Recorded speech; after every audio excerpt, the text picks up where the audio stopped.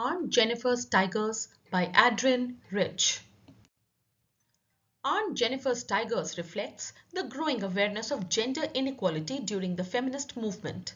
The poem's exploration of female oppression and the desire for liberation resonated with women who were seeking to break free from traditional societal roles.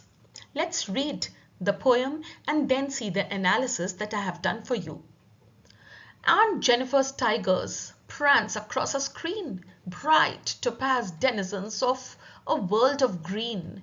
They do not fear the men beneath the tree, they pace in sleek, chivalric certainty.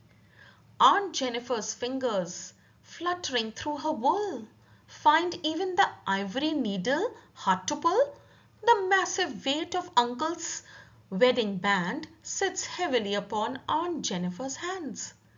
When Aunt is dead, her terrified hands will lie, still ringed with ordeals she was mastered by. The tigers in the panel that she made, will go on prancing, proud and unafraid. Aunt Jennifer's Tigers is a poem by American poet Adrienne Rich.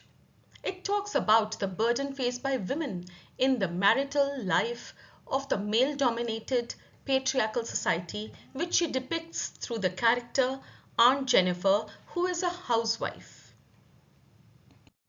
She is a married woman doing embroidery for a wall hanging or some decorative piece of cloth which has tigers in it.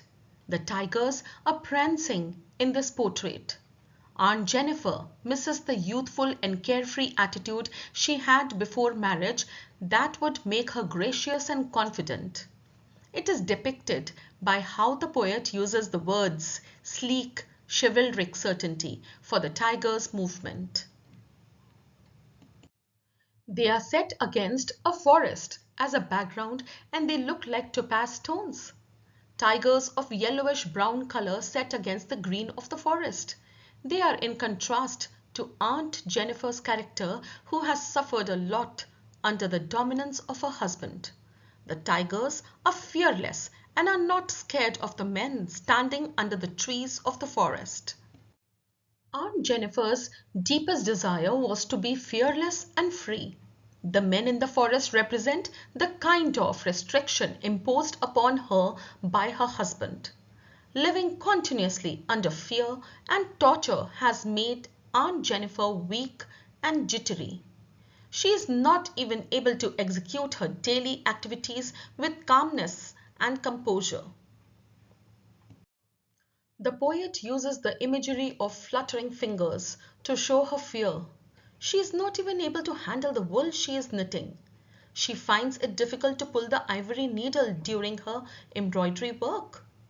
The experience of the marriage is so brutal that everything related to it seems a burden that seems to remind her of the bondage. As a result, she finds her wedding ring too heavy to carry. It is symbolic of the cumulative effect of suffering and emotional toil she has gone through in the past years. This bondage that Aunt Jennifer is suffering is not easy to escape from. She might be free from it only when she dies. But the poet says that death might not bring an end to this situation of hers, as even in her death, she will have the ring on her hand to remind her of all the difficulties and unpleasant things she had to deal with throughout her married life. In spite of all this, she had desires that were subdued. The desire to live without restrictions or bondage. The portrait of tigers that she has created represents this desire, an alternative side of her personality.